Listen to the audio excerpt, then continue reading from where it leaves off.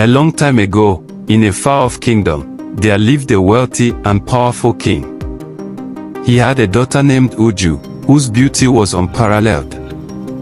Many young men and rich old men from the kingdom sought her hand in marriage, but Uju, proud and vain, refused them all.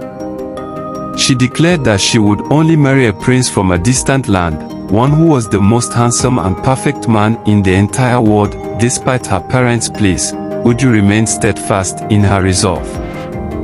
Her parents were deeply grieved by her disobedience and pride. One day, a commotion erupted in the village. Word quickly spread that an extraordinarily handsome man had been seen at the market.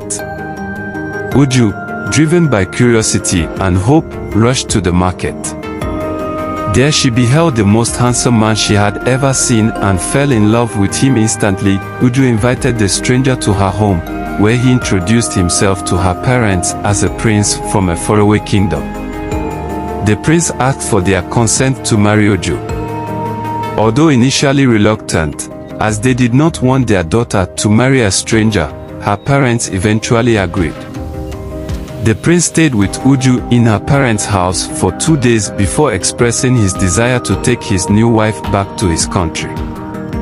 Despite her parents' objections, Uju insisted on living with him. After walking for several days, Uju and the prince crossed the border between the human land and the spirit land. As soon as they entered the spirit land, strange things began to happen. Spirits approached the prince one by one, demanding back their body parts. The prince's legs, arms, torso, and head were all returned to their original owners until only a skull remained. Terrified, Uju realized she had been deceived. The skull laughed and confessed that he had borrowed the body parts to appear human and win her love. Now, she saw him in his true form. Desperate to return home, Uju found herself trapped. The skull ordered her to follow him to his house, where they met his mother, an old, feeble woman who could barely move. Uju, despite her fear, helped the old woman by cooking, fetching water, and gathering firewood. The old woman, touched by Uju's kindness, grew fond of her. Feeling pity for Uju, the old woman decided to help her return home. She made Uju promise to obey her parents in the future. Uju readily agreed. The old woman then called upon a spider, a skilled hairdresser, to dress Uju's hair beautifully. She also gifted Uju with anklets and other adornments. Using her supernatural powers, the old woman summoned a gentle breeze to carry Uju back to her father's kingdom. The breeze transported Uju safely home, where she was joyfully reunited with her parents. The king and queen, who had feared they had lost their daughter forever, celebrated her return with feasting and dancing for 8 days and nights.